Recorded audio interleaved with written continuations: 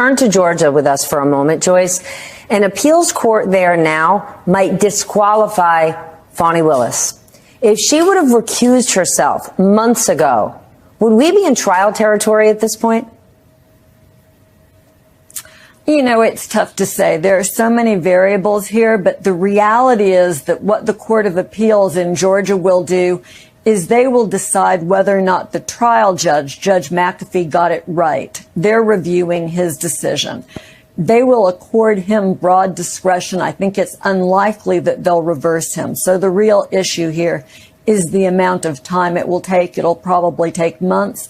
And then, of course, whichever party loses in the Court of Appeals will almost certainly take an appeal to the Georgia Supreme Court. So it's less the ultimate outcome of this case and whether or not what Fani Willis did was correct at the beginning. This was always going to go on this appellate path once the issue arose. And it's unfortunate. You know, I think we all have views about why we got here, but the reality is this case is now delayed severely. Delay. In Florida, delayed indefinitely. Now, Georgia, it has been a rough few days for Jack Smith and Fani Willis. Mark, do you think we are going to see any progress here before the election and after the election? Do you think these trials are ever going to happen? Well, I don't know. But I mean, the key question is anything going to happen before the election? And I think the answer is no. The days of magical legal thinking are over. The cavalry is not coming. The legal cavalry is not coming to the rescue of Joe Biden, which is, I think it's good. I think voters should focus on the election. The way to beat Donald Trump is not in court ultimately, but at the ballot box. That's the way you humiliate him. Days of magical legal thinking are over. Did you just hear what that ultra woke leftist over at MSNBC is admitting? Did you hear that? There is no legal cavalry coming to the rescue, Joe Biden. That guy, that ridiculous excuse for a legal pundit, just said the quiet part out loud. They're openly admitting that this was all lawfare designed for one purpose and one purpose only, and that's to rescue bumbling Biden from himself. MSNBC is openly admitting that this lawfare was a blatant attempt by the powers that be to rescue, to save, to extricate Biden from his inevitable, impending, colossal defeat at the ballot box come November. And they're now admitting that this deliberate election interference lawfare isn't working. I mean, you've got two admissions there, and you heard him at the end say, yeah, well, I think this is a good thing. Let's defeat Trump at the ballot box. Whoa, wait a minute. What? Wait a minute. I know leftism is not known for its logical consistency, but wait a minute here. If this is a good thing, let's go defeat him at the ballot box. Why did Biden need a legal cavalry to save him in the first place then? Again, I think we're hearing admission after admission after admission here that the left's world is falling apart right in front of their very eyes, and they simply don't know how to make sense of it. We got the receipts on that. You're going to absolutely love this. Greetings, everyone. It is Livestream Friday. I am your host, Dr. Steve, your Patriot Professor, here to help you to stay sane in these insane times. Maybe I can even help a couple of liberals do that. So make sure to smack that bell and subscribe button. This is another special Livestream Friday, not simply because even the legacy media is admitting that Trump has officially beat their pathetic and demonic lawfare efforts, but because of the rollout of our brand new Turley Talks app, our very own platform that can never, ever be canceled. We built this private platform in response to the news that YouTube has once again demonetized this channel for a second time in a row, even though we complied with everything they required of us in the first demonetization.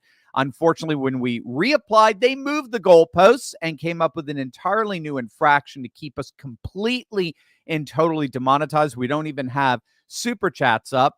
According to Google and YouTube, our channel now features, quote, harmful content. Our videos are now deemed harmful to YouTube's audience, and we have been cut off from any and all monetization for the foreseeable future. But what these big tech tyrants did not know when they were trying to cancel us is that we have been preparing for this moment for months. We are calling it our ARC, our brand new Turley Talks app. It's a beautiful personal app that you can download completely free just by clicking on that link below or going to fight.turleytalks.com. You can also sign up to join one of the levels of support to help us out financially during this very difficult time for us. Just click on the link below.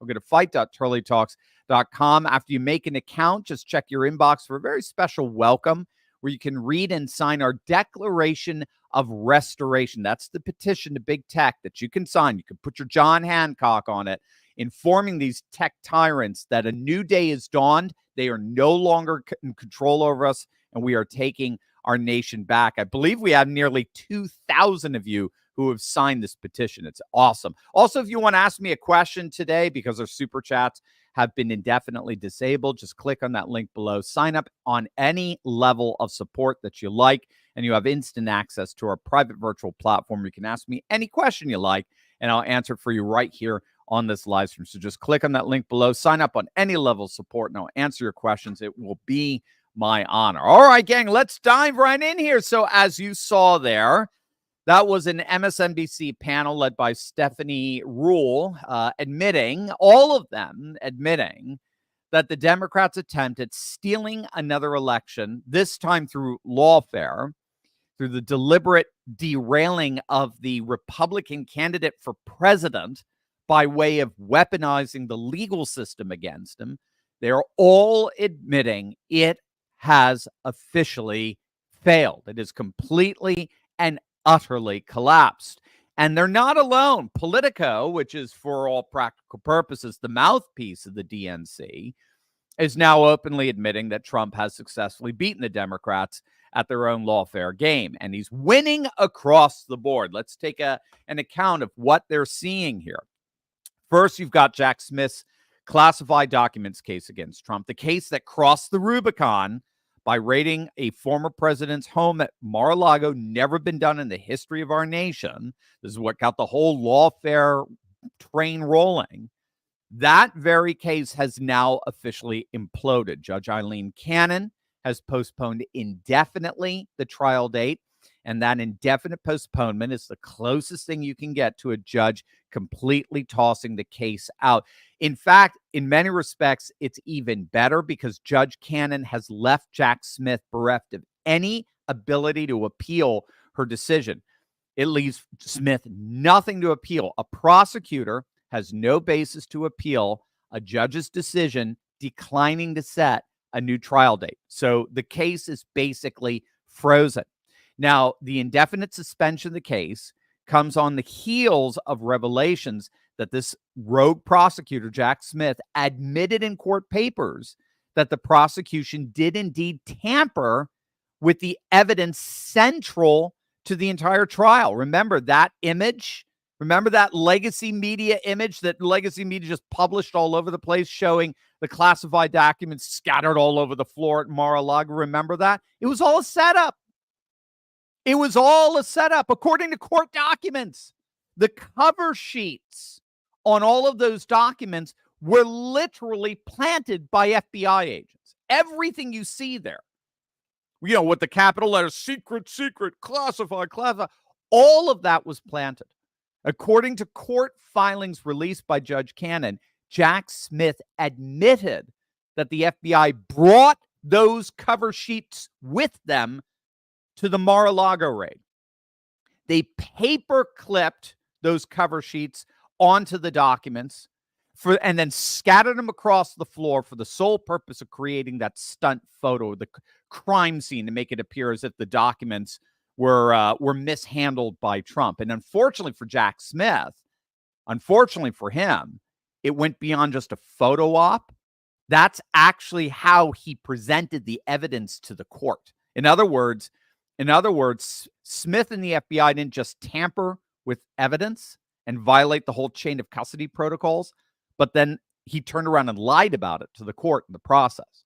Jack Smith basically admitted in his latest filing that he misled the court, that he presented as solid, sound evidence that which was fabricated for a photo op.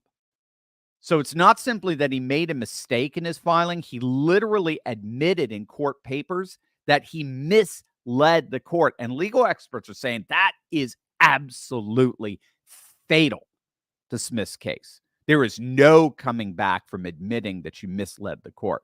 And that's the classified documents case. So that's basically dead. Then, of course, you got the J6 case, the other case that Jack Smith is trying to take Trump out with. And that case is in limbo while the Supreme Court considers Trump's claim to presidential immunity. And the key here is that it's not only that the case is on ice as long as the Supreme Court is considering immunity. The key here is that no matter what, the Supreme Court is going to make a decision. It's going to send the case back to Chutkan, that Marxist judge, Chutkan's court. And here's the key: no matter what Chutkan decides from that point forward, it bears directly with the Supreme Court's immunity decision. And so, by definition, no matter what she decides, all her decisions are immediately appealable to the D.C. Circuit and eventually to the Supreme Court. So, in other words, no matter what, this trial, this J6 trial against Trump, no matter what, is going to be appealed way beyond November. No matter what Chutkan rules. Any appeal on Trump's part guarantees this case doesn't happen until after November at all. So there's down 2 cases. And then, of course, you got the third, right? 3 out of 4 now. Then you've got the big Fani Willis case in Fulton County, Georgia. Now, that's probably the most hilarious turn of events of them all, because now she's the subject of interrogation by the Georgia Senate. Now she's on the dock. They're investigating whether she misused state funds flying around with her boy toy all over the world, taking these elaborate vacations after she was paying him nearly $1 million to try this felony case, even though he's never tried a felony case before.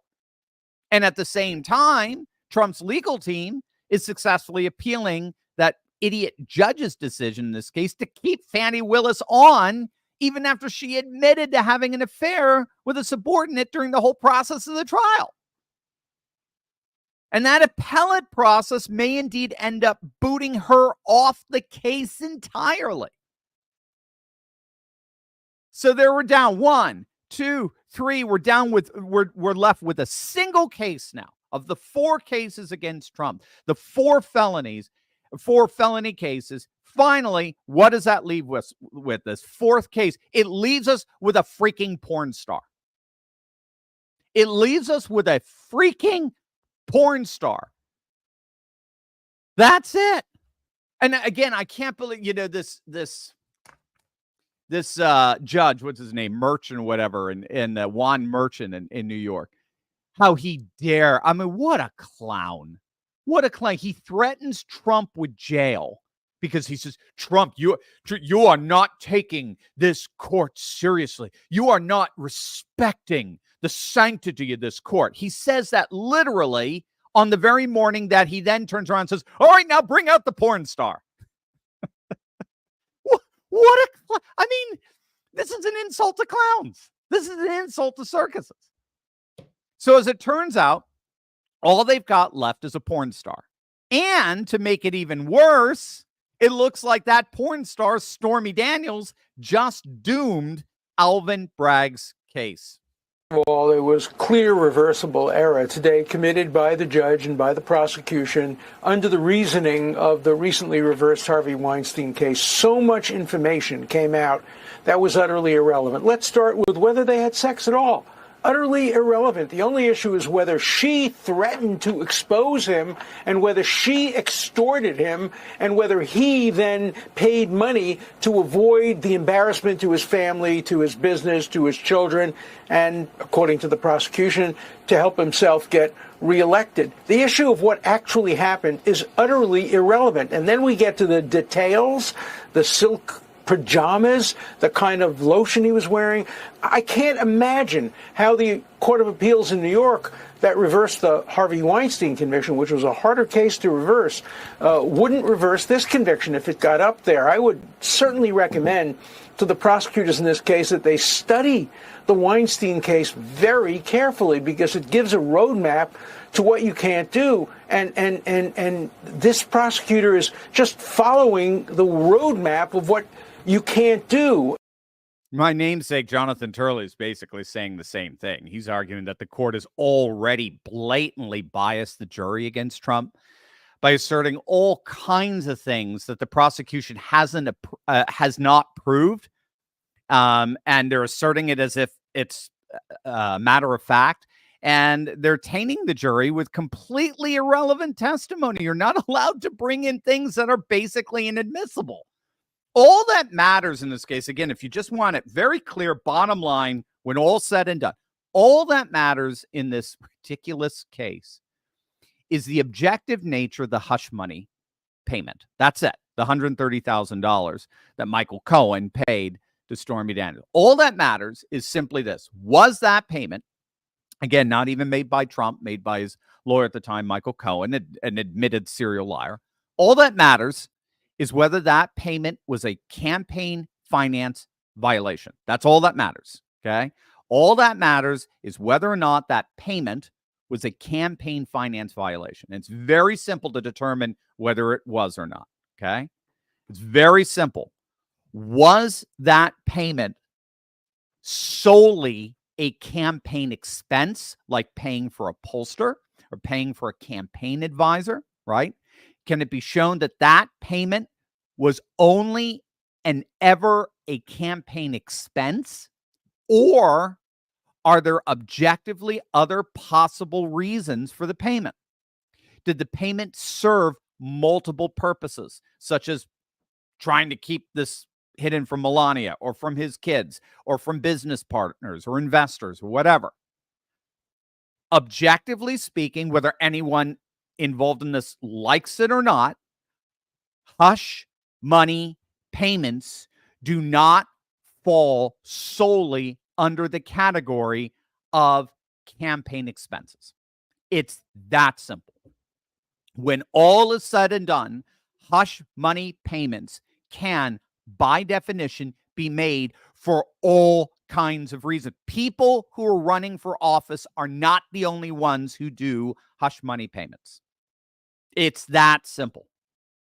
If hush money payments can be paid for reasons other than campaign, then they, by definition, cannot be campaign finance violations. Case closed. Write it down. It's that simple. If you've got, if you got woke friends who are still trying to figure this one out, explain it to them. It's very simple. To say that's what sunk the case against John Edwards in North Carolina, which they had a lot more evidence for that, where he's paying off all kinds of people to try to keep it hidden from his campaign. But again, he just pointed out, but I did it for other reasons. It's not specific to a campaign, and therefore cannot be a campaign violation. It's that simple. Now, of course, you would never know this if all you were doing was listening and reading the legacy media, the dwindling audience of the legacy media. These, over the last several months, all they've been doing is telling us that Trump is losing. He's losing. Newsweek, the pathetic left-wing shills at Newsweek, actually been calling Trump's case in the Stormy Daniels fiasco a disaster. They'd be calling Trump's case a disaster. This is insane. And obviously, navigating the sea of media bias and misinformation is exhausting. Gang, I got to tell you, that's why I rely so much on our sponsor, Ground News, to streamline my research here. I simply could not recommend them more for you. Ground News is available as a website and an app. And instead of sifting through all of these multiple sources myself, trying to figure out who's telling the truth and who's not, Ground News does it for me. So let me show you. It's really neat how it works. So you take this article on Trump's lead over Biden in 6 of the 7 swing states. So when I use ground news, I can see that exactly 61% of the articles in this story that covering the story are right-leaning. All right. Now, isn't that interesting? Isn't it interesting that the left is not covering that story? Well, why wouldn't they be doing it? Because it destroys their narrative. You see, that's one of the ground news's best features here. They cover the blind spots in legacy media's reporting failures. So if you just go to ground.news/Dr. Steve to check it out, you're going to love it. Head over right now to subscribe through my link by clicking on the link below, and you're going to get 40% off unlimited access to the Vantage subscription. So that's what I have.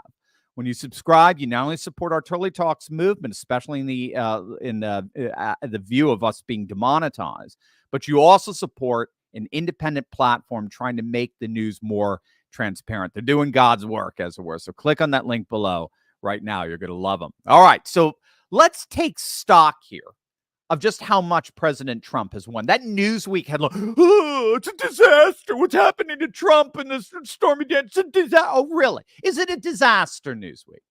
Let's take stock of just how much President Trump has won in all this. Larry Schweikert very helpfully summarizes it all for here. I really owe it to him for laying this out for us. Take a look at this.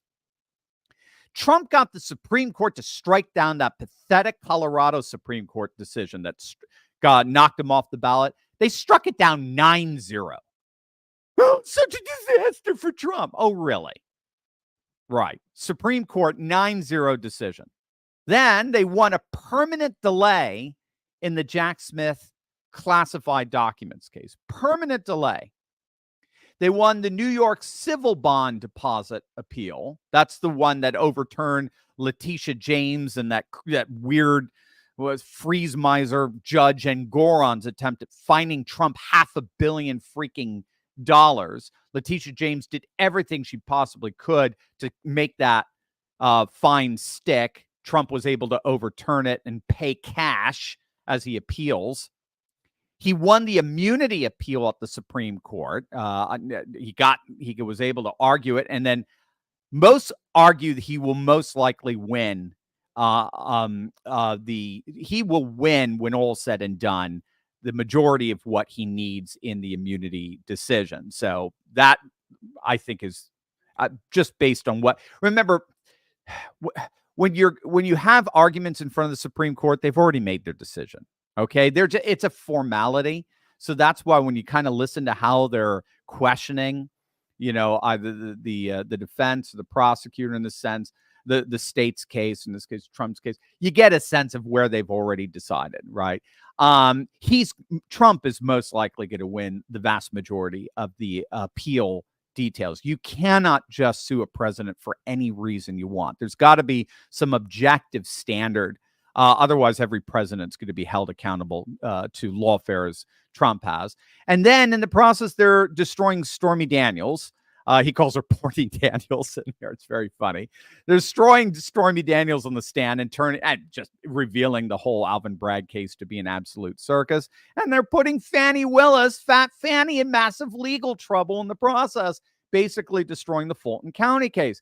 That's what the left-wing freaks at MSNBC are freaking out over. That list of win after win after win after win after win in all of this lawfare. It'd be nice if all he had to do was just campaign. That'd be really great.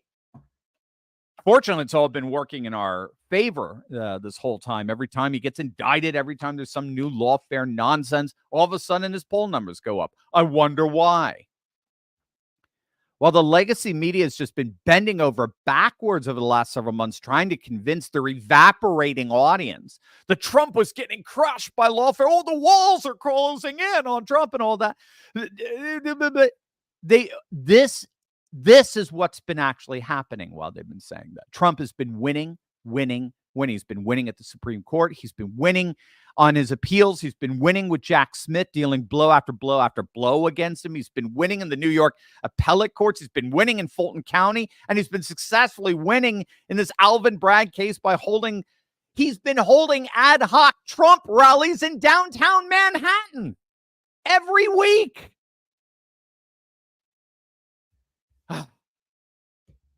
What? Talk about a parallel reality. Now, why is this all important? What is, when all said and done, before we go to your Q&A, remember, if you want to ask me your questions, just click on the link below, join any level of support on our app, and you can ask me any question you want. You're automatically inducted into our Insiders Club. We're going to have access to our virtual platform. That's where you can ask me your questions. Remember that our super chats have been disabled like forever because of YouTube claiming that our content is harmful. But regardless, what is the real takeaway in all of this? Well, again, I have Larry Schweikert's very astute observation to thank for this. The left decided back in 2022, when we saw them in the summer of 2022, when we saw the Mar-a-Lago raid. Again, in totally unprecedented crossing of the Rubicon, raiding a former president's house. Never been done before in the history of our republic. The left decided back then, in 2022, that they would take Trump out through lawfare. They knew, they admitted, and we talked about this at the time of the Mar-a-Lago raid. That was an open admission. They all knew that Biden did not legitimately win 2020. They knew it. The Wisconsin Supreme Court has since thrown out 200,000 ballots for the 2020 election as illegal, violating the Wisconsin state constitution, which militates against ballot harvesting. Biden, remember, only won by 20,000 votes. So 200,000 votes were cast out. We've seen the same thing with the Georgia State Election Oversight Commission. We had a video on that just a couple of days back, how they uncovered a radical discrepancy between the amount of ballots that were counted originally on election day, or shall I say at 3 a.m. on election night. And they compared that to the subsequent recount and found a dramatic discrepancy in the amount of ballots that were counted. And the Secretary of State's office in Georgia, it cannot account as to why that is. They know, the Democrats know Biden did not win legitimate. He underperformed in every single state throughout the country, except for the very 5 swing states he needed to win. That's where he didn't just overperform, he super performed. They know he stole 2020. They know it. They stole it. The media knows it. They're part of it. The media likes to act like they're this objective observers in all this. And what false claim. No, the media was part of it. We know the media was actively involved in stealing the 2020 election. The problem is they don't think they can pull it off again in 2024, especially in light of what happened with the Arizona and Georgia and Wisconsin cleaning up their voter rolls, tightening up their mail-in voting laws, making 2020 impossible to pull off again. And without Arizona, Georgia, and Wisconsin, they don't win. So they knew they couldn't pull off 2020 again, so they went all in with the lawfare. They certainly didn't want to take their chance on a free and fair election because they know Trump would most likely crush Biden again. And so they tried to take Trump out through the weaponization of the courts. And then they figured that Biden, because their advisors are a lot more astute and keen than Republican advisors, they figured Biden would pretty easily beat relatively unknowns like Nikki Haley or Ron DeSantis. And they were right, by the way. Biden would have beaten either one of them handily. There was no way either Hillary Haley or disaster DeSantis, not as a governor, as a presidential candidate. He was a disaster. There was no way they were going to win states like Pennsylvania or Wisconsin or Michigan. Even Iowa and Ohio would have been toss-ups with either one of them. So this is why the Democrats did not rid themselves of Biden when they had the chance to do so.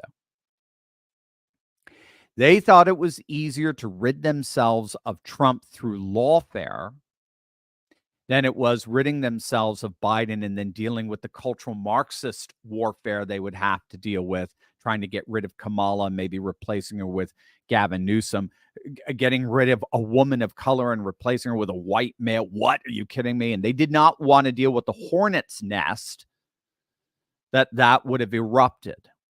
They figured Biden could beat the alternatives to Trump.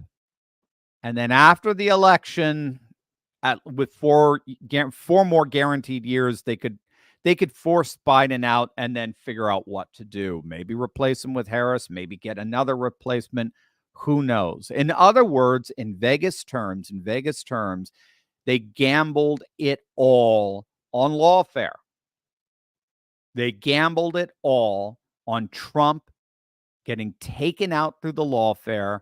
That'll bring Biden back in because there's no way Hillary Haley or Disaster DeSantis could compete. And then they'll figure out how to get rid of Biden. They could have gotten rid of him back in 2022, but they went all in on the lawfare. And they lost. Even MSNBC is admitting that. Even MSNBC, the single most loyal Democrat arm of the legacy media, is admitting they have there is no legal cavalry coming to Biden's rescue. So now they have to face the Godzilla of politics in November. And make no mistake, that is every Democrat's worst nightmare. Over to you guys. Let's see what you think. I want to hear your questions. Remember, if you want to ask me a question, just click on that link below, download our beautiful brand new app, and join one of our levels of support. You have access to our own virtual platform where you can ask me any and all questions you like. And by the way, here's your chance at getting even with the likes of Nancy Pelosi. And you know exactly what I mean. She and her ilk have been getting insider trading secrets for decades now, enabling their returns to beat the market every single year. But thanks to a little-known SEC database, guess what, gang? We can have access to the very same trading secrets that these politicians are privy to. We get to see what stocks corporate CEOs are buying up in real time, and then we get to piggyback on their trades to gain the same advantage for ourselves that Pelosi and the crooks in D.C. have. My good friend Ross Givens has been tracking insider trading for years now, and his recommendations have led to investment returns of over 200%. Some have hit as high as nearly 1,500%. You heard that right, 1,500%. And now it's your turn. Click on that link below right now and learn how you too can learn to trade like Pelosi. Click on that link and learn how to gain an insider advantage for yourself today. All right, Josh, what's the questions we got today? Load them up. Joshua McKay, good to hear from you, Josh. Dr. Steve, with the House passing the bill for illegal immigrants to be able to vote in the upcoming election, are we screwed? I've been hearing more and more talk about it, and it's like it's making my stomach turn. All right. So right now, as we speak, I do not believe, let me see. Let me just double check before I give you this, my assessment here. A quick little go to, I'm on Yahoo here. All right. So where we are is it's actually the House is in the process of voting on legislation that would stop illegal immigrants from voting. All right. This is let me give you a little fact check here.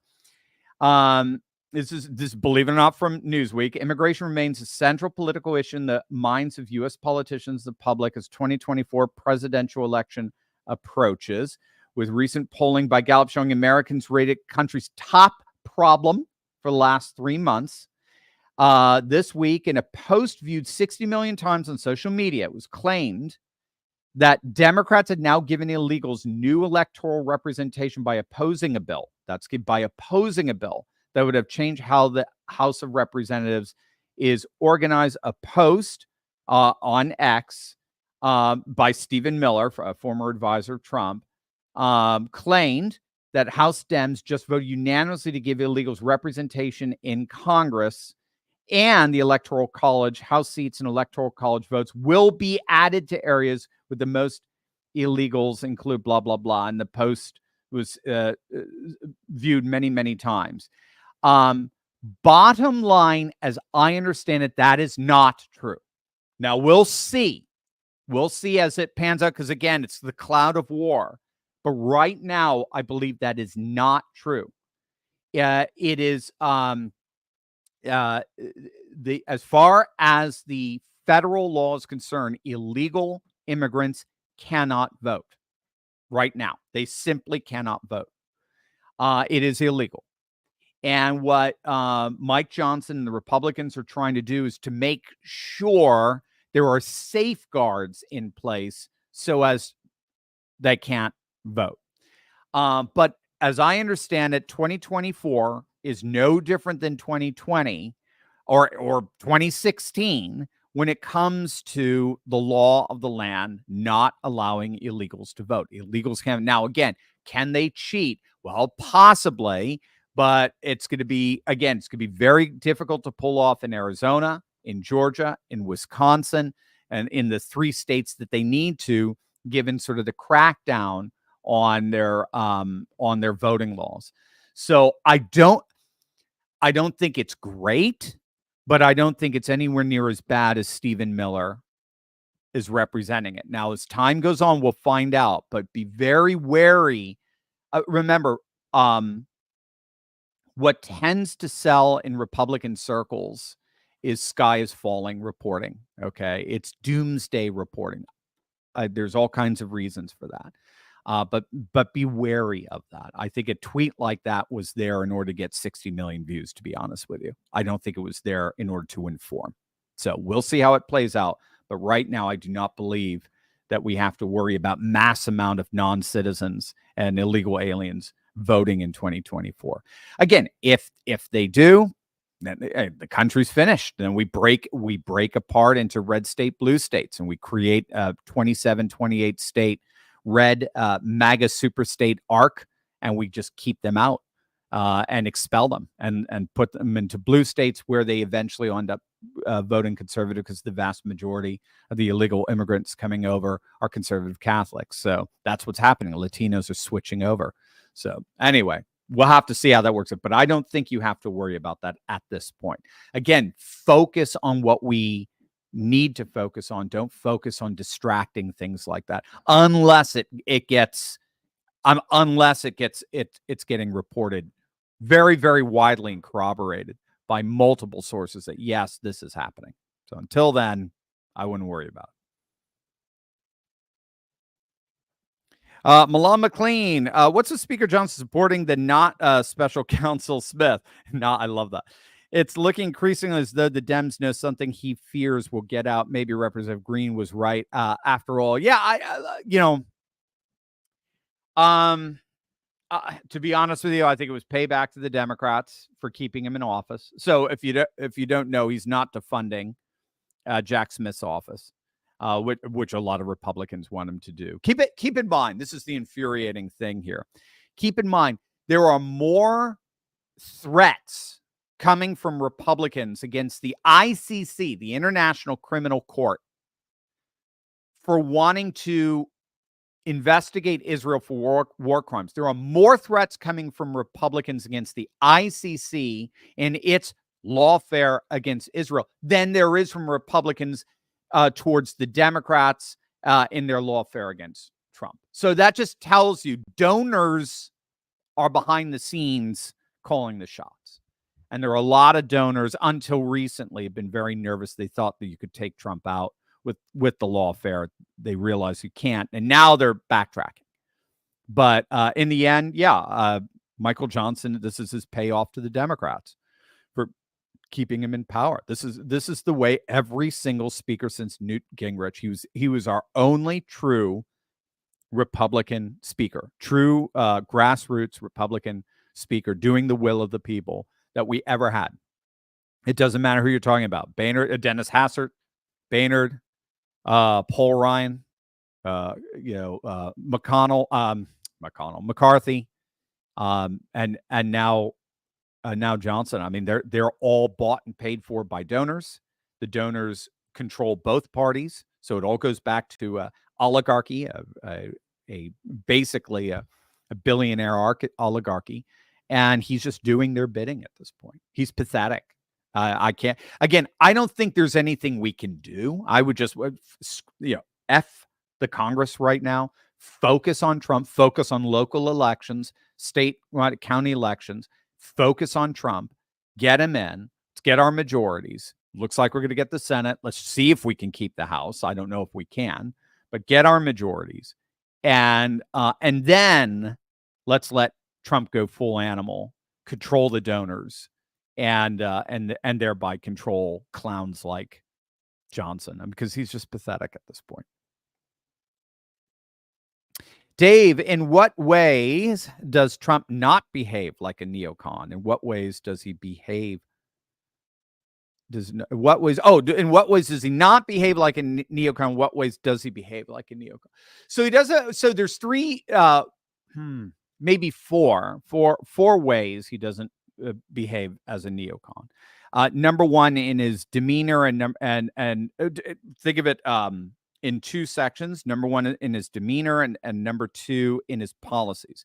So in his demeanor, number one, he insults the deep state. He insults the swamp. He insults the establishment. No neocon ever does that. No neocon will ever do that, because they are the establishment, and they are perfectly in line with the deep state, with the three-letter agencies. They don't want to be taken down by them, basically. So they give them whatever they want.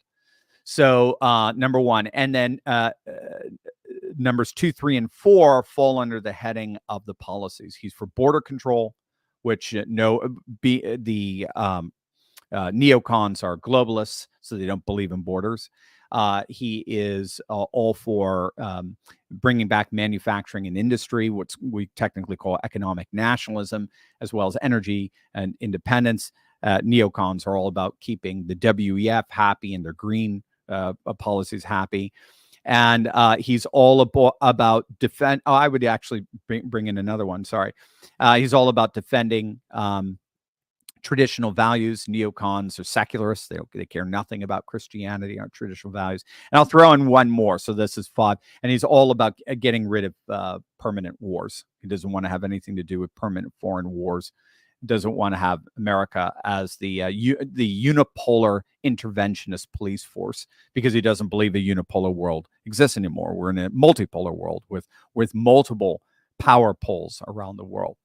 How is he like a neocon? He's way, way, way too comfortable with neocons.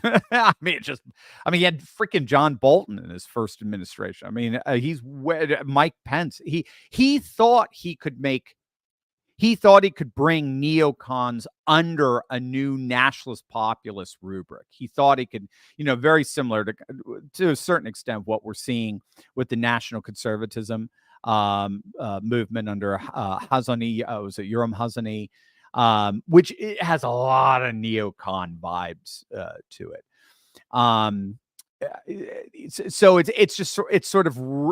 it's redressing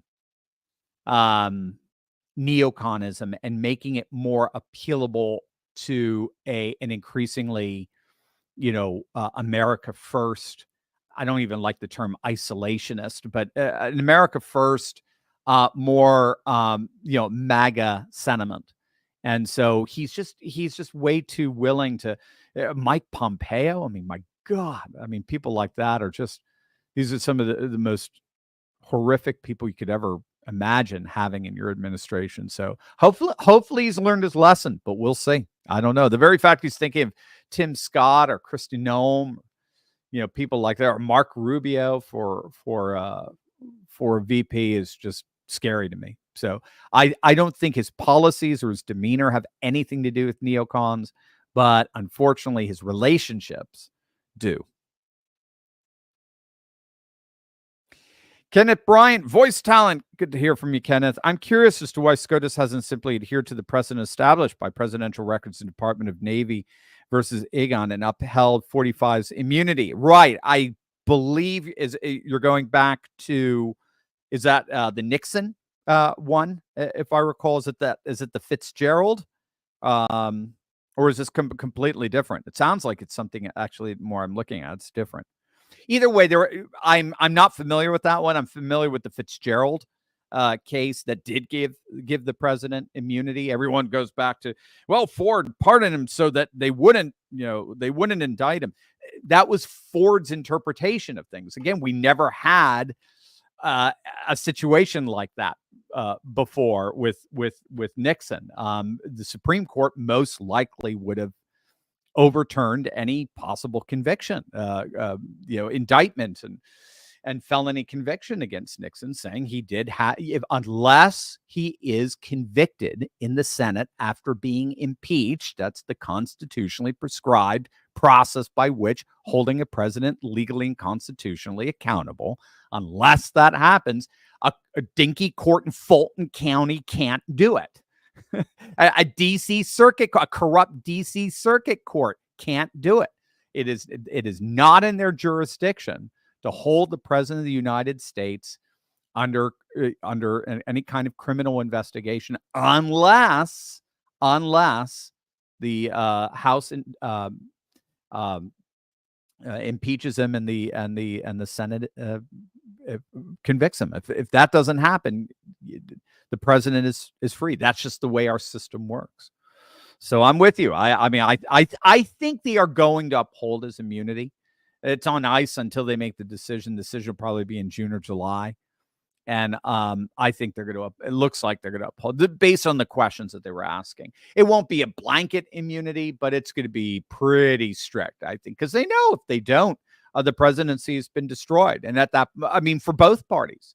Oh, well, that's if Republicans actually fought.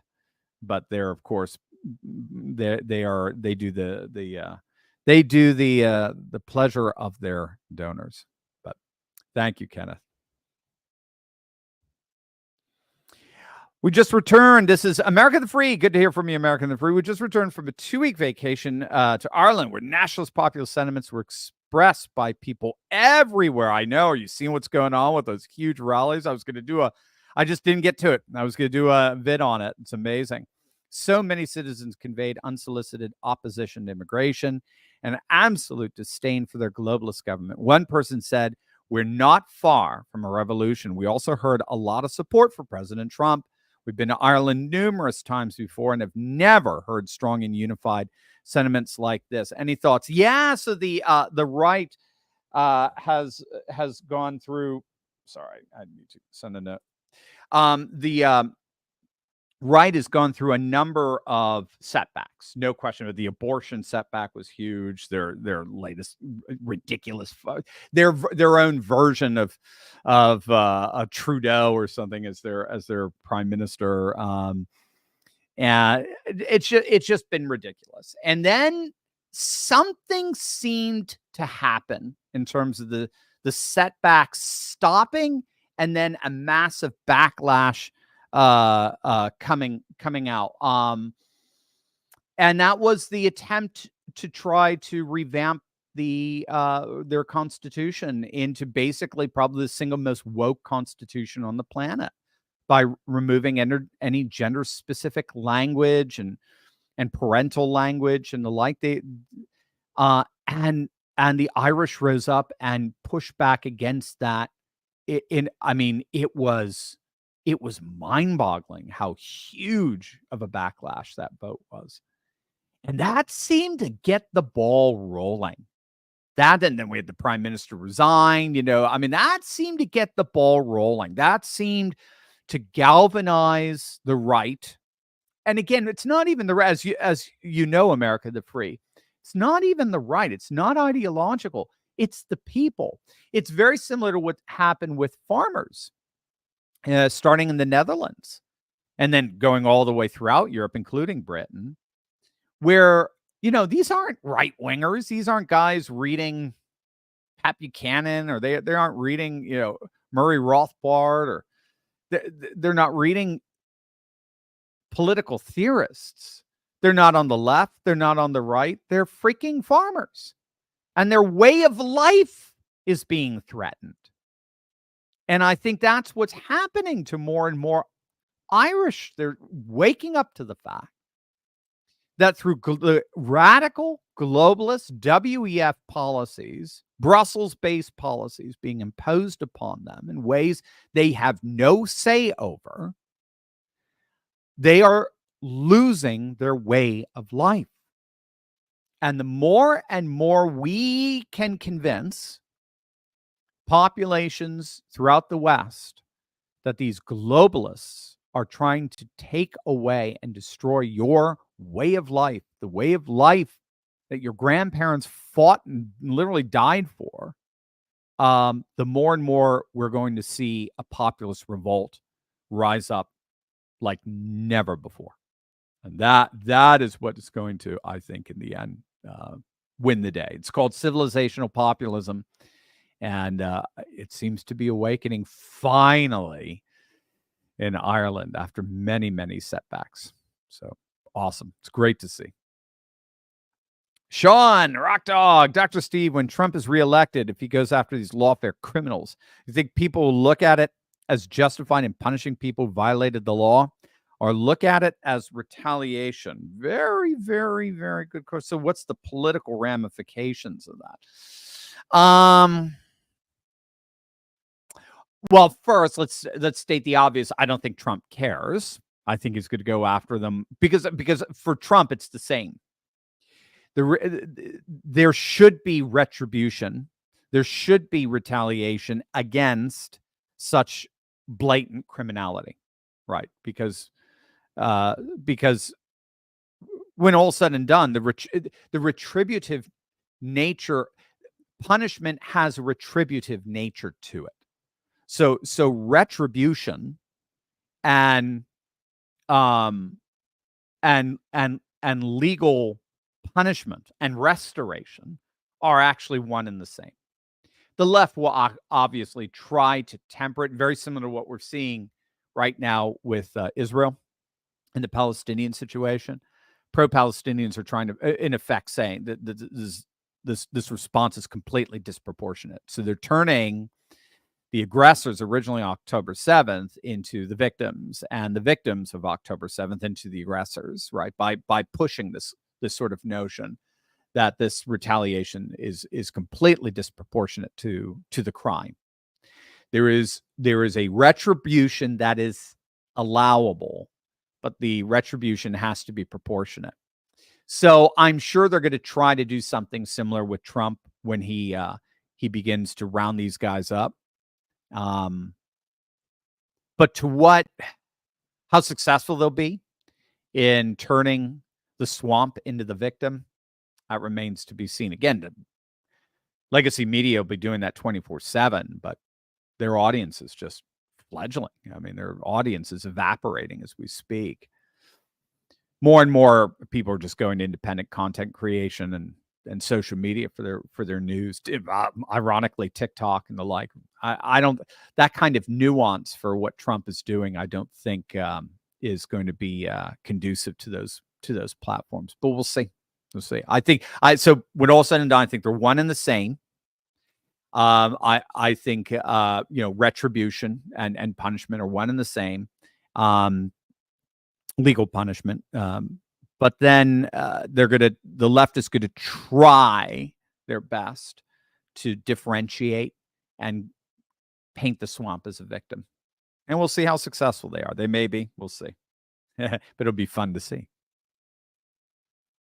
Paul, I've heard from some quarters that China wants to conquer us, but that they are incapable of doing that militarily, and that's why they are trying to erode us from inside. They bribe our politicians and force the trans agenda, which, besides being all too prevalent in our schools, weakening the next generation of men, has also creeped into our military, weakening that too. This long game makes us vulnerable to attack. Thoughts? Okay, so I have a definite opinion on China. My view is China has no interest whatsoever in conquering us. None, zippo. It's not in their history. That's not what they do. They're not a militant, imperial expanding people. We are. United States is. We love using our military. China far more prefers to beat you economically. They far more prefer, very much like what Japan was doing in the 1980s. They far more prefer to solve problems, build bridges, build roads, right? The Belt and Road Initiative, build roads to Beijing, as it were, and make Beijing the what do they call it? The Tianxia, the center of the heavenly center of Earth. They're basically the source for global harmony. And they don't tend to use military to do that. That's just, the Chinese don't. That's not their history. I mean, you can look at it over the last century. They tend not to do that. So that said, they do want to weaken us because they actually see us as a threat to them. They see the United States as the one threatening them with Taiwan. They see the United States as the one threatening them with intellectual property retribution and blowback and retaliation. So they see the United States as actually getting in the way of them being able to bring about that Tianxia vision of the world, which again they see much more economically and diplomatically, and so they're trying to weaken us so as to thwart our attempt to thwart their civilizational rise, as it were. So yes, they're doing all kinds of nefarious things in the United States, but ironically, I would argue that they're trying to do it to damper the threat we pose to them, as opposed to weakening us so that they can become more of a threat to us. I don't see China that way. I know a lot of our fellow ilk on the right do, but I don't think they understand the kind of Confucian civilizational turn that China's taken over the last, certainly since Deng, over the last 30 years or so. They're much, much more interested in culture, civilization, religion, and restoring a sense of Chinese cosmos in the world than they are about militantly conquering and taking over through warfare. They're just not. Now, they rattle their sabers periodically with Taiwan because they feel threatened. They feel like we are encroaching on their space, just the way Russia felt with what NATO was doing with Ukraine. So we have to be very, very careful there, no question. But in the process, they are certainly trying to weaken us so as to thwart the threat that we pose to them, rather than to increase the threat they pose to us. That's my opinion. We'll see how it works out. Thank you, Paul. Brilliant question. Mevidaloka, when Trump and his vice president take office, whomever that may be, what are the odds that General Flynn will be the new attorney general? I don't know if he'll be AG. That'd be a great question. I doubt it, though. I don't think AGs tend to be lawyers, and he's a military guy through and through. So I see Flynn functioning more in a military capacity. I could see him as, Joint Chiefs of Staff, something akin to that. It'll be interesting to see. But I think Mike Flynn will have a definite central role, and I would hope it would be to finally destroy the deep state that deliberately tried to take him out. Dragonish, your opinion on the top contenders for Trump's VP? Dragonish, I gotta be honest with you, I have no clue. I literally have no clue. Because everybody we think is like top of the line this week goes to the back of the line in 4 weeks from now. Tucker was on even Don Trump Jr. was talking about how much you'd love to see Tucker as Trump's VP. Now there's no talk of Tucker, which is crazy. And remember, they were going to UFC fights together and all that sort of stuff. Maybe Kid Rock, wouldn't that be wild? Trump and Kid Rock, man, talk about a rockin' ticket. I just don't know. Bottom line, They have, whoever the person is, has to freak the deep state and the powers that be in the establishment out more than Trump. Otherwise, they're going to take out Trump and just put in there. That's the way they're going to get their guy in. So if he puts Tim Scott, if he picks Tim Scott is establishment rhino neocon as you can possibly get. I'm sorry, he is. Whether we like him or not, it's irrelevant. Or like he's Lindsey Graham light. And so he picks Tim Scott. He's going to get impeached overnight. They're going to take Trump out in order to bring their person in. So that he needs to find somebody that the deep state is more frightened of than even Trump. That's why I believe in the end, MAGA gets, Steve Bannon's talking about this. In many ways, MAGA in the next 3 to 5 years will make Trump look moderate by comparison. MAGA's going full animal. They're going full America first in very, very bold ways. That will hardly be subtle. Bill Morrison, do you think that Democrats and Republican leaders had the upcoming election rigged for brain dead Biden? Well, so yes, it's already rigged with the lawfare. So the lawfare is part of the rigging. It's an extended rigging of the election. But now the lawfare has failed miserably. So now they're going to have to go back to the 2020 kind of rigging. But the apparatus for that rigging isn't there. The mass mail-in ballot apparatus simply isn't there. And so that's why people are getting freaked out with the illegal aliens voting, because it just seems like they have no other choice. So yes, they're going to do what they can. They're going to get their 105% turnout in certain Philadelphia districts as they bus in Camden voters from New Jersey from over the river into Philly. Philly's notorious in terms of, it always has been notorious in terms of fraud. You're going to see the same thing in Chicago and all that. But there's no chance of Trump winning Illinois. Really, the question, they're scared. The question is, they're seeing Trump, they're seeing the polls coming in, and on average, Trump is just down not even 2 points in the RCP polling aggregate. He's down not even 2 points to Biden in freaking Minnesota. And by the way, again, Biden tends to underperform, or Democrats in general tend to underperform in Minnesota. Republicans tend to overperform. So, Minnesota was the sole state that voted for Mondale in 1984. It's just, they've never, I've never since, I think 1972 was the last time they voted Republican. Trump may actually be taking Minnesota. So they're freaking out. The lawfare was supposed to solve this, and it's not. So now they've got to go to some kind of shenanigan. But more MAGA folk are volunteering at the polls. They're becoming poll watchers, precinct workers than ever before. Thank you, Steve Bannon. Thank you, Early Vote Action. We're getting our ballot harvesting. Scott Pressler in shape and in order. It's going to be hard. And again, think about all the massive cheating that went on in 2020, and still in the end, Biden won by only 40,000 votes.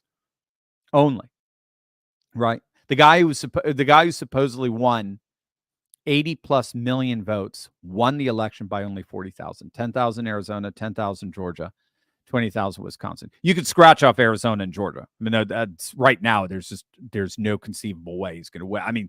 His lead is way beyond the margin of fraud there. They would have to double their population basically in Arizona and Georgia to do it, pull it off. We'll see with Wisconsin, just with the kind of fraud that you'll see in Madison, Milwaukee, and Kenosha and all. So we'll have to see. But yes, they are already doing everything they possibly can to fix this election. Whether they can or not is the issue. Terry, good to hear from you. Can Trump make a case for the federal government or any state government making and enforcing a bill of attainder and or an ex post facto law. Dude, what the heck? You are stretching my mind here, Bill. Ex post facto law. Ooh, okay. Oh, you're good. Dang, Terry, you're good. Bill of Attainder, an act of a legislature declaring a person or a group of people guilty of some crime and punishing them, often without trial. Very, very interesting. I don't know the answer to that. I honestly don't. We would need someone like my namesake, Jonathan Turley or Robert Barnes, to answer that for you. That requires a legal expertise I do not possess. But so you taught me something today, Terry. That's cool. Very cool. Rich, Dr. Steve, shouldn't the spelling of Disney be D-E-I-S-N-E? I love it. Oh, Rich, that's awesome. That's awesome. If you weren't already an Insiders Club member, I'd give you a free membership. That is too cool, Rich. Oh, that's awesome. D-E-I-S-N-E. I love it. Bob C, is Biden's refusal of arms to Israel a result of recent polling in Michigan? Yes, you caught that. Very good, Bob. Very, very good. That's right. So we're looking at, he needs Michigan. I've read some strategists who said it is so serious for the Democrats right now. It's all coming down to Michigan. Michigan is a win or lose state. If they lose Michigan, it's over. It's absolutely over. And Michigan has the highest Muslim population, most densely Muslim population in the country, particularly Dearborn. And remember, during the Michigan primaries, Biden lost Dearborn, and he lost it like 3-1 because they voted for, undeclared or whatever it was as a protest vote against Biden. So yes, they're very nervous. I have personally spoken with Arab Muslim American voter, particularly from Palestine. Yeah, he has 9 kids.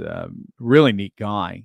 He told me he voted for Biden in 2020. He will not, under any circumstances, vote for him again in 2024. He believes Biden is basically a war criminal at this point. Now, again, right or wrong, okay, right, because of his support of Israel and Bibi, right or wrong is irrelevant. It's absolutely irrelevant. But he is he made it very, very clear he's not alone. That virtually everybody he knows in the Arab American, Muslim American community is not voting for Biden.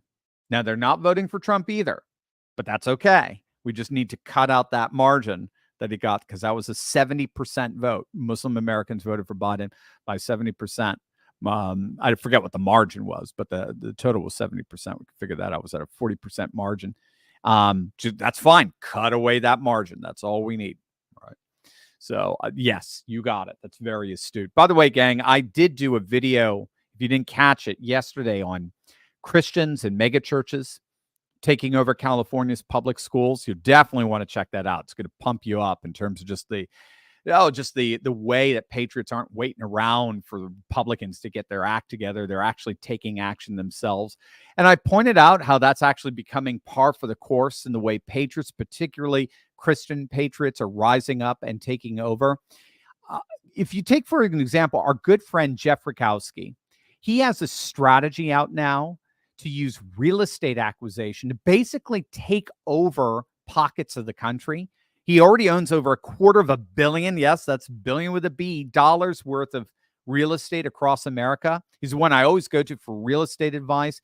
What's so awesome is that Jeff is actually doing something comparable to what mega churches and Christians are doing in taking over the public school system in California. He's leading a movement of Christian patriots to buy up tons of real estate in order to perpetuate a culture of faith, family, and freedom. So I know a lot of you have been wanting to get into real estate, to learn to invest in real estate, to have a mentor and who's a patriot, a Christian patriot, mentor you in investing in real estate. You just didn't know who, you didn't know how.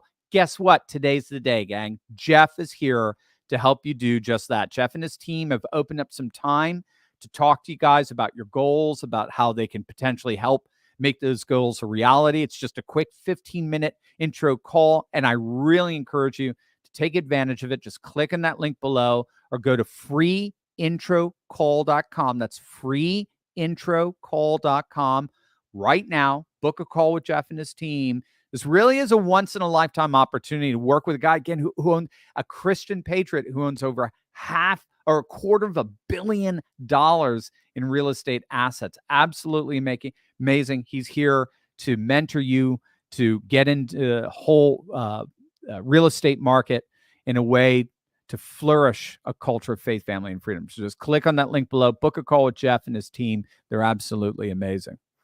All right. Who else do we got? Sean Erickson, Rock Dog, Dr. Steve. First, happy Easter. Christos Anesti, Christ is risen. Thank you, Sean.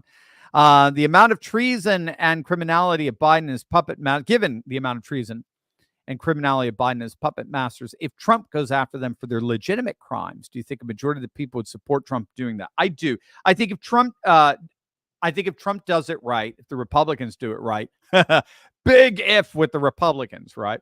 But I think if they do it right, if they don't listen to Kristi Noem's publicist, for example, I think most people do recognize there's a swamp. Most people do recognize that DC is totally compromised to big business, big money interests. We're going through a crisis of legitimacy in virtually every major public institution, where you take the latest Gallup poll, but just the Gallup polls over the last 20 years, and trust and confidence in and faith in our public institutions has just been imploding. It's at its lowest levels it's ever been. It's known as the process of delegitimization. And if you want to see where delegitimization ultimately ends up, just look at the Berlin Wall. I mean, when you have a critical mass of people just no longer trust their public institutions, they do collapse. They do fall apart. And I think Trump can play off this crisis of legitimacy and show that he's now the one who can restore confidence and faith back into our public institutions. But he's going to have to do that by rolling out the criminals, as it were. Yeah, I agree. Joe Wells, have you seen that Oklahoma's rejected the new Title IX? Yep, told them we would not comply. I'm so proud of my state. More states follow. Yeah, it's already happening. Texas is going there. Florida's going there. Tennessee is going there. You guys in Oklahoma are freaking awesome. I did that video on why the tallest building in the country is about to be built in Oklahoma. We're moving away from New York and Chicago and LA, and we're going to red states now.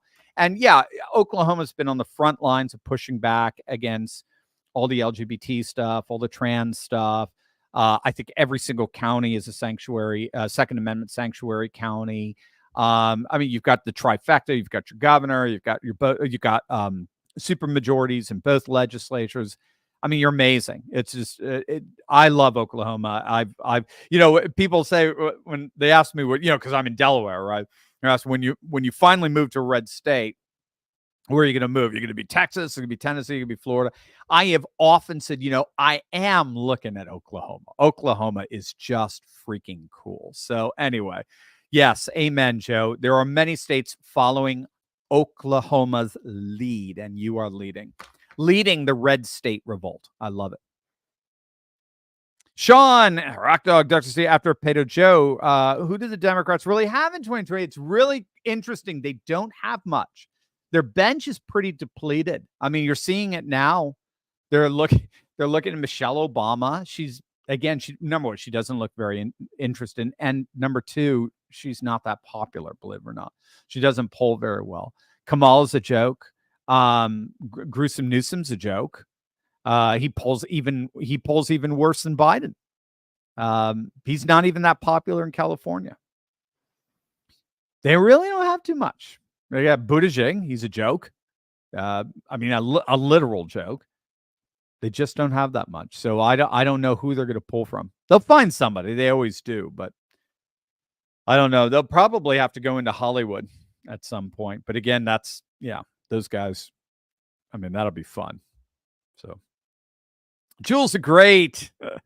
Tucker just did a True the Vote interview. Yeah, she claimed that under title VX, XV is at 25.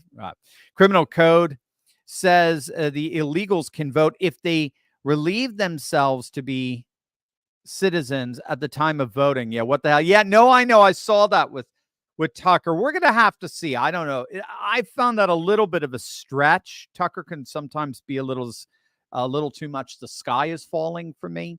Again, doom and gloom tends to sell on the right because we do see what the left, well, the left sees it as well, but we do see the left's world falling apart. And we see them trying to hold on to control by using the mechanisms of control that turns liberalism into tyranny. And so I get it. I get why doom and gloom prevails, but I don't know about that. That seemed like it was a little bit of a stretch, but we'll see. We'll see. I'm glad it's front and center, so now we can monitor it and see what's going on there.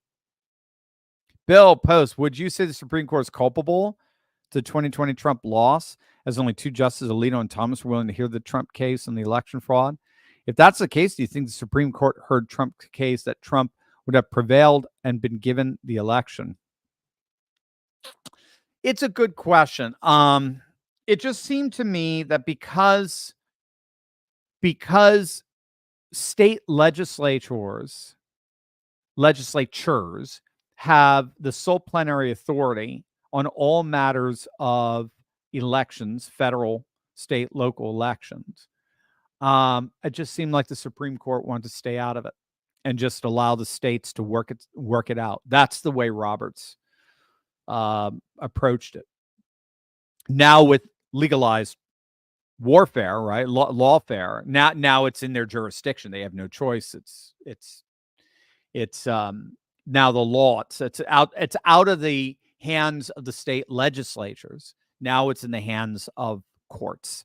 Now they tried to do this. What made 2020 interesting is that they tried to turn it into a court issue, and the Supreme Court shut that down. Whereas the lawfare is by definition a court issue, and the Supreme Court is swooping in, and it looks like they're being very, very aggressive with trying to shut down this lawfare. They recognize what's going on. They don't like it. So that's so in the end, I don't know what they would have ruled in 2020. They just saw this as a total separation of powers issue. This is a legislature issue. All sole plenary authority belongs with state legislatures. You work this out. They didn't. Arizona didn't. Georgia didn't. Wisconsin didn't. They all could have. They didn't. All Republican, by the way, dominated, but they were never Trumpers. And so they now, by the way, they are saying mea culpa. You saw that with Brian Kemp signing just this week alone 3 election integrity bills designed to basically fortify Georgia's elections to make sure that Trump wins. He's trying to get back into Trump's good graces so he can run for the Senate. And what is it, in 2028, I think? So and Trump will give it to him, I'm sure. So they've changed their tune now that they see that Trump is coming back. But back then, they thought Trump looked very weak, and this was the way they could take Trump out. And they worked with Democrats to do it. So that's what the Supreme Court said. This is all you guys. This is politics. It's get different Republicans. Randy, will the Dems move to switch out Biden during their upcoming convention? So my argument, and this is Larry Schweikert's argument, they had a chance to get rid of Biden, and they blew it because they went all in on weaponized legalism. So they had a chance. I don't think they're going to do it. I know, again, we tend to be prone to those kind of speculations, but I think they're stuck with Biden. I think they're going all the way with him. And if things work out the way they look like they're going to work out, and the shenanigans are thwarted, at least to a point, again, that's where Republicans have to really think creatively. How are we going to thwart those shenanigans? I don't care how you do it, just thwart it. I don't care how you do it, just thwart it, right? If we could thwart those shenanigans, we're looking at Trump being number 47. Bill, will they make the polling stations count as ballots before going home? They make the polling stations count all ballots before going ham. When they stop for the night, that's when the election was altered. Yeah, we'll have to see, Bill. I mean, that's obviously, again, those were part of the shenanigans, the 3 a.m. shenanigans. And by the way, Biden's polling very, very well with 3 a.m. voters. I think 99% to 1 right now. I think that was a Babylon Bee headline. So yeah, I think I caught the Georgia bill. The Georgia bill that was just signed into law was that all mail-in ballots have to be counted the day of the election. So they are really clamping down in Georgia. Trump's got Georgia, so you don't have to worry about that. And it looks like Trump's got Arizona. They've clamped down there as well. They screwed up a bit on 2022, admittedly. Kerry Lake got caught flat-footed on that. On election day shenanigans. We weren't expecting that with machines, failing to operate and so forth. So but again, with all those shenanigans, we have to remember they barely won. They won by just a few thousand votes. So I don't expect them. They don't think they're going to be able to pull that off. If they did, they wouldn't be giving Trump the time of day. They'd be like, let him run around and campaign till he's blue in the face. We got election day all squared up. Don't worry about it. They don't feel you can sense Democrats do not feel that they have this shorn up. They just don't. So we'll have to see. Maximilian, you told me that one of the 6 parts of worldview was political cosmology. Please elaborate and tell me where to learn more. Okay, so Maximilian, yeah, you keep putting political this. So a worldview is not necessarily politics. It's not. So the worldview is everyone has a worldview, and in your worldview, you've got this cognized hierarchy structure, and by which we make decisions, by which we order our values, our priorities, and so forth. At the top is some kind of sacred, like we've talked about, which we would tend to call theology. And then you have like a cosmology. You can have metaphysics as part of that as well. Then you have your anthropology. You have your epistemology, ethics, and aesthetics. We're losing like half the people. People are going, what? What are you trying to do? Matt, if you don't know, if it's your first time here, Maximilian is always asked quite the deep questions. So when you get into cosmology, the basic gist here is not political cosmology. It's just cosmology. The cosmology can then be instantiated in our politics, right? So whatever your sacred is, it's inevitably going to affect the way you see the cosmos. Hear, O Israel, the Lord our God, the Lord is one, right? The Hebrew Shema, right? That's why they're called the Semites. The Semites are the people of the Shema, the hearers of Hear, O Israel, the Lord our God, the Lord is one, that confession of faith. Obviously, their view of the cosmos is going to be very, very different if your sacred is science is the only way we can know, or in the beginning was the Big Bang, and that's it, right? So one is going to see creation, the cosmos as creation, whereas the other one is going to see the cosmos as more just as nature that operates by blind random processes or the inherent properties of matter or what have you. So whatever your sacred is, it's inevitably going to shape your cosmic conceptions of things. And then the cosmic conception of things are going to shape your politics.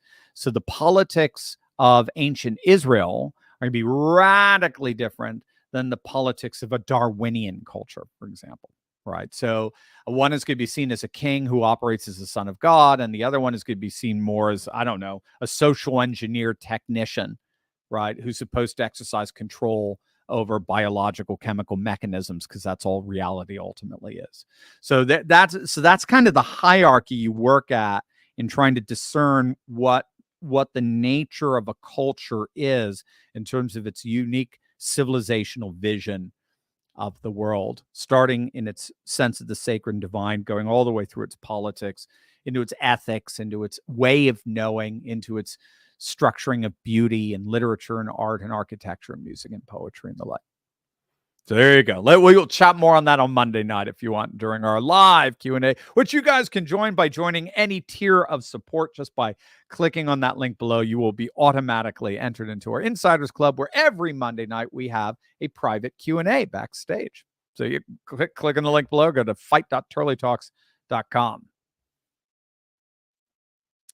Charkin86, I told Sticks you were interested. Do you need his Twitter handle? No, I know. I've got it, Charkin. Thank you for that. Keep on me on that. I've just been totally busy. I'll let you guys into my world a little bit. So our youngest son, Nicholas, is graduating. He's graduating from high school in the next couple of weeks.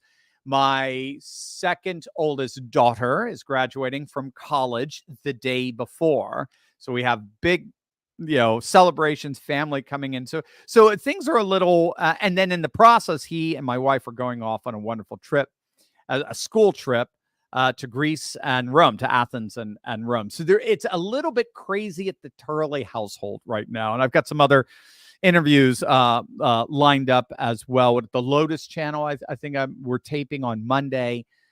So yes, stay on top of me, and I will definitely get in touch with Sticks, and I would love to hook up with him. He's wonderful. I love Sticks big time. Sticks X and Hammer. Great. If you guys aren't watching Sticks' analysis, you're missing out. It's phenomenal.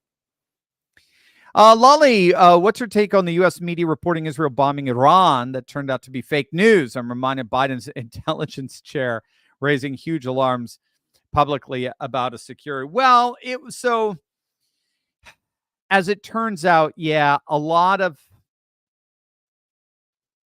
that was very choreographed. It was meant to be choreographed, both the retaliation by Iran and the retaliation against that retaliation by Israel, in order to placate expectations by both their own populations and populations surrounding them that they were going to retaliate. Because if you don't, you look weak, and then other nations could take advantage of you, and then your the confidence and trust in you among your people begins to wane. So I think it was choreographed to keep everyone satisfied, looking for retaliation, but the retaliations were so measured so as not to escalate. And it achieved it. And again, make no mistake, Russia was behind the scenes. Putin was behind the scenes. Putin is very important in that region because he's one of the only powers that are friends with both Israel and Iran. China as well, ironically. America tends to make lots of enemies around the world. So America refuses to talk to Iran, or America refuses to talk to North Korea. And so what we end up doing is we end up putting a straitjacket on ourselves, diplomatically speaking and geopolitically speaking. So that's all. That's in the end. It was a little bit of kabuki theater just to keep retaliation expectations satisfied, but not escalating. That's where we are.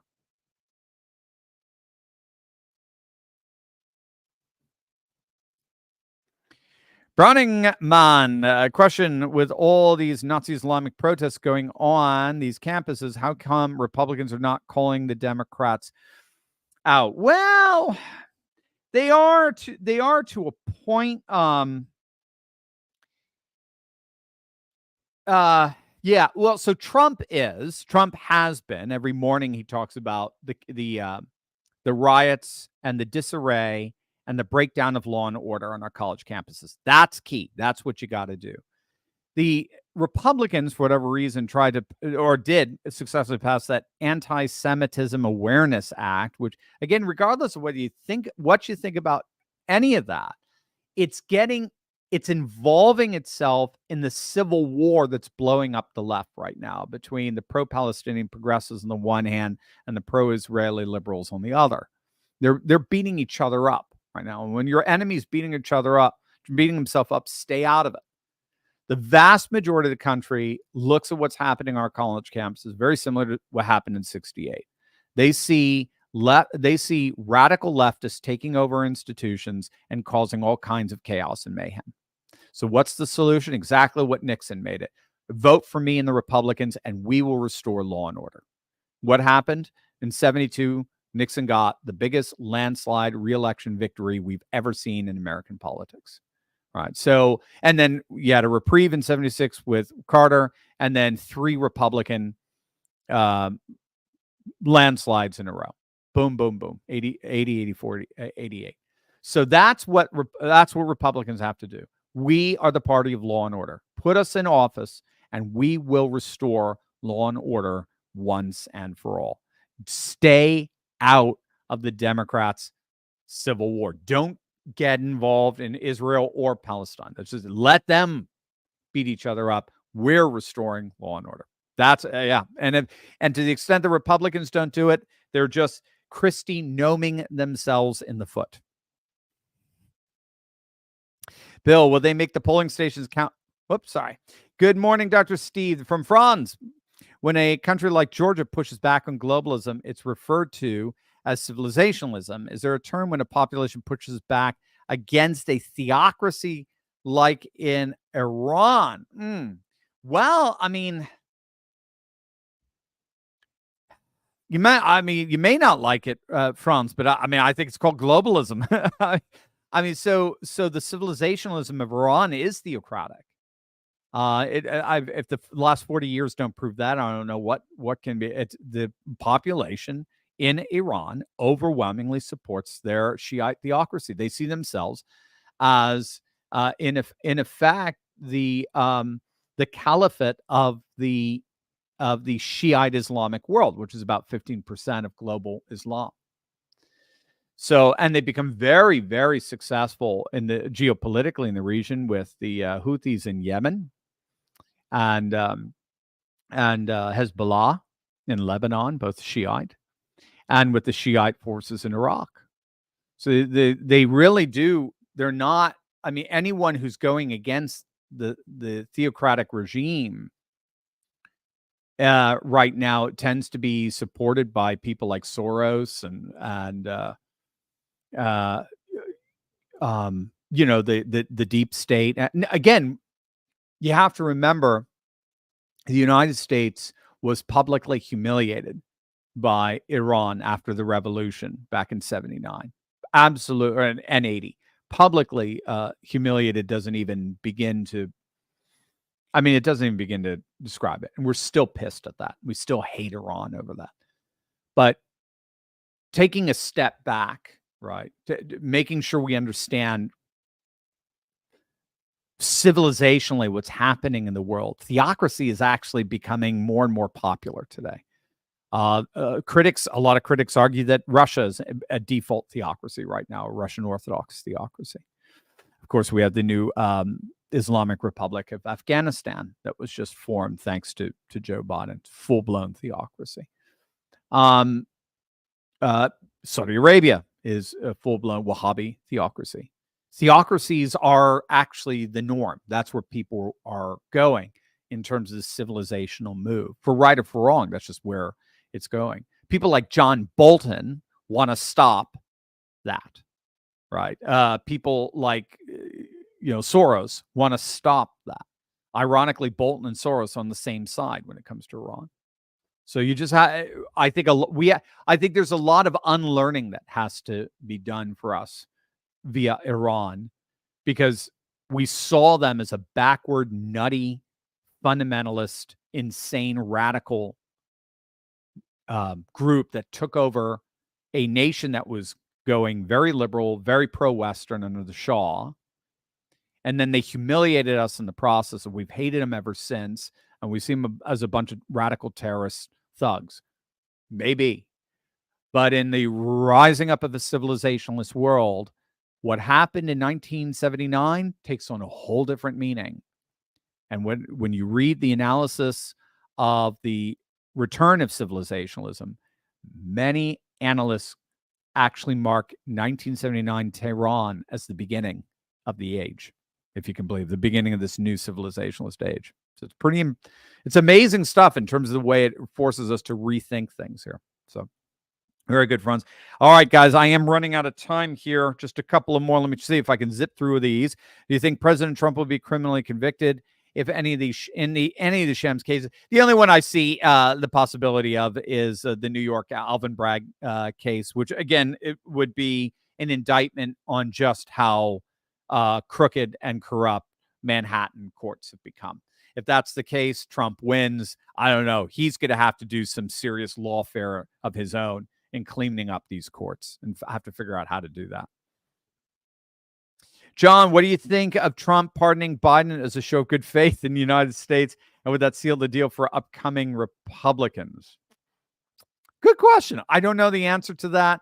Biden would have to be convicted of something. Again, I will, it's a good question. Do I want to be consistent or do I want to get even? Good question. I have to think about it. But he hasn't been convicted of anything, so it's a moot point at this point. Dave Jackson, how would Trump fare fitting America into a multipolar world? He likes being first. Could he accept a supporting role while America recalibrates itself? Yeah, I mean, I think in many ways we were already he was operating in accordance with a multipolar world. Look at what he did. Again, I brought up North Korea. Look at what he did with Kim Jong-un. I mean, that was amazing. Going out and actually visiting and being the first president to step onto the soil past the 38th parallel, the soil of North Korea. I mean, he's willing to negotiate with anybody. And that's the world of multipolarism. Multipolarism is learning to negotiate with everyone, seeing everybody as an equal partner in the process of bringing about world order, and seeing our economic interests as being genuine, bona fide, mutual interests, shared interests, common interests, and to leave our cultures alone. Whenever Japan is dealing with China, it's always just to try to get to a good common sense agreement. They're not trying to convert China. They're not talking about regime change in China. They're not talking about China's violation of human rights. Enough of this virtue signaling bullshit. And the beauty with Trump is he just never went there. And he wanted to negotiate bilaterally, nation per nation. And he punished China because China was taking advantage of us big time. But then China turned around, and actually China and Trump had a pretty good relationship. So, yeah, so I think he's perfect for multipolar. Jules, hey, for Steve. My family is from Kenosha. They're full MAGA. Oh, yeah, no, granted. The night of Rittenhouse, it was the sheriff of the governor that Trump talked to and sent the garden at 3 a.m. Yeah. I mean, if I was talking about Wisconsin and cheating, and I think I brought up Kenosha. No. I got you. Kenosha is big MAGA country as well. But I'm just saying, no. It's nefarious forces working beneath the surface, not trying to implicate any citizens. So. Franz, we've covered how mattress money is now a double entendre thanks to Fannie Willis. About the bed bugs. Bravo, Franz. Bravo. I love it. Love it. Old Polar, what is your take on the report that the jury was not impressed with the porn star performance? That's what I'm getting. I'm getting the jury was kind of like, this is getting to be a clown show. So we'll see. I mean, again, she could be enough to overturn this thing on an appeal, just in terms of having inadmissible evidence admitted, and that was a violation of Trump's due process. Lolly, what are your thoughts on so many celebrities turning to Christianity? Russell Brand, Kat Von D, Justin Bieber, Black China, Debbie Lovato, Kim Kardashian. Any signs of hope from this? Yeah, I liked what Russell Brand said the other day. He said something like, look, we don't trust our mediating public institutions anymore. We simply don't trust them. They lie to us over and over and over again. So where else are we going to go? We're going to eventually return to God. We're eventually going to return to the sacred. And everyone's turning it in their own way. You're seeing a renewed paganism going on as well, which I see is all part of the same retraditionalization. But many are going back to Christianity because they do see the church as much more trusted. than the secular institutions that are constantly lying to them. So I think that was a very, very, very poignant point that Russell Brand made. Where else do you expect us to go? Of course, we're all going to go back to God. So ironically, all the corruption that we see around us is turning people back to God. Lolly, how far do you think President Trump will go in draining the swamp? Do you think it will resemble what Milei did? Argentina, did you see the Argentine peso is one of the strongest currencies in the world right now because of what Milei did? He's going basically full Reagan, deregulating Argentina, cutting department after department after department. It's just amazing what he's doing. He's actually got a first surplus in 40 years there in Argentina. Amazing stuff. I hope so. He could get a lesson from him, and even a lesson from Nayib Bukele in El Salvador. Nayib Bukele is, in my view, Nayib Bukele, Viktor Orban, Hungary. These are model leaders. I mean, I know a lot of people will find it controversial, but I would even say Vladimir Putin, just in the sense that he had to deal with a massive Russian swamp when he came into power in 2000, oligarchical swamp, Kremlin swamp, and he did. And he effectively crushed the swamp. He crushed the oligarchs, and he crushed the deep state swamp that he had to deal with in the Kremlin at that time. Now, again, you may not like the way he did it, and you may not like what he replaced it with. That's neither here nor there. Just the point is he was able to do it. But I see someone like a Nayib Bukele or Viktor Orban, and certainly a Javier Milei at this point as being models of how to handle our own. I agree. We'll have to see. We'll have to see. Right now, it's Schedule F. That's the big thing, where he would fire upwards of about 60,000 employees, like literally overnight, and then replace them with MAGA loyalists. Again, you don't create a vacuum per se. You have to create, you do want to get rid of some extraneous departments and so forth, sure.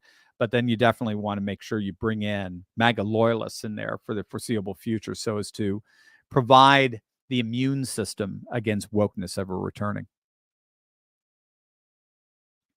Browning Man, as a veteran from a family of veterans, as a Christian, we are at the place where we should remove our Congress and reestablish with folks who will serve the people. It's exactly the sentiments of more and more people around the world, Browning Man. And again, that's what's animating the new government in India since 2014. That's what's given Putin back-to-back landslide victories. That's what gave Nayib Bukele an 85% landslide victory. There was this overwhelming sense among the people that their representatives simply don't give a rip about them. There was a YouGov poll in Europe, I think in 2016, 2017, that asked Europeans, I think in a dozen nations, do you think your MPs, your members of parliament, care about you and your concerns and your issues that you have? On average, 70% said no. Our representatives don't care about us. That's unsustainable. And so eventually there's going to be a populist revolt where the people want to replace these professional politicians who rule for their own values, for their own benefit, in accordance with their own values, interests, and concerns, and replace them with representatives, not rulers, representatives who represent the values, interests, and concerns of the people. And that's what's happening. That's why India is going Hindu nationalist now. The vast majority of the people said, our politicians all get educated in Britain, they come back, and all they do is institute secular policies. We're Hindu. We want Hindu policies. We want our faith represented in the public square. And that's why the BJP, the Bharatiya Janata Party, is poised now to win the third biggest landslide election in human history of any democracy. So that's you are definitely sounding the bell of many people around the world. I've been hearing for years, this is Lolly, for years, and still hear how China is collapsing. Is it true? And so how do they still hold so much power on the world stage? So there's two views on China, okay? And we don't know which one's right. So that's bottom line. I mean, you're going to just have to be patient in terms of seeing how things play out. One view is China's going to take over the world. Okay, so this is the Jacques Martin view, that China's rising as the new quintessential civilization state. It is establishing its own, what it calls Tianxia, its own mandate of heaven in the world, where it's establishing its own, literally own world order, where all roads ultimately end up in Beijing. And there is nothing anyone can do to stop it. They're just too big and they're too economically viable and strong. That's one view. The other view is the paper tiger view, that it only looks like they're insurmountable, actually are about to implode. So this is the Peter Zion view, that their demographic depletion, their economic mismanagement, their corruption within the government, all of this is working to basically keel over and collapse China. For me, the answer is obviously somewhere in the middle. I think China is going to continue to be to remain very strong and very powerful in the world economy and in the new civilization order, but not as strong and as powerful as many predicted, because of their own internal limitations. So that's what. But when you look at the scholarship, those are the two views. That's what you're going to get. You're going to get one. China's just they're going to take over the world. They're calling it literally the China age, or the China world. The other, the Peter Zions, are like, no, they're ready to collapse and then probably break up into multiple different countries because of their own inherent futilities, demographic futilities, economic futilities, and the like. And I see the answers being in between. I see them as playing a very prominent role, but nowhere near what some were saying they were going to do because of, admittedly, internal problems. America the Free, will it take a miracle from God for us to ever have a good Republican Speaker of the House? The fools have been stuck over the past decade, that we've been stuck with, have been a disgrace. Yes, it does look like, I got to tell you, man, an act of God for sure. Bottom line, the speaker is going to be reflective of the paradigm that reigns over the establishment in D.C. And the establishment is a swampy, uniparty establishment that cares only about ruling the world at the behest of billionaires and bureaucrats. And unfortunately, every single House Speaker we put in there is going to eventually reflect that in some way, shape, or form. To his credit, Gingrich resisted that, I think, quite well. But the rest all seem to go in that direction. So, yes, I think eventually we'll get there. But it's only when we replace the regime that rules D.C. And that is what 2024 is all about. And I think that is it, correct? It is. Gang, have a wonderful, beautiful, look at that, 10,371 app downloads. We are rocking. We got over that 10,000. If you haven't already downloaded your free app, click on that link below. Go to fight.turleytalks.com. Join the army of 10,000 apps. You guys have put us in the top 200 of all apps on Google Apps Store. So thank you guys so much for that. God bless you guys. Have a wonderful weekend. We'll see you on Monday.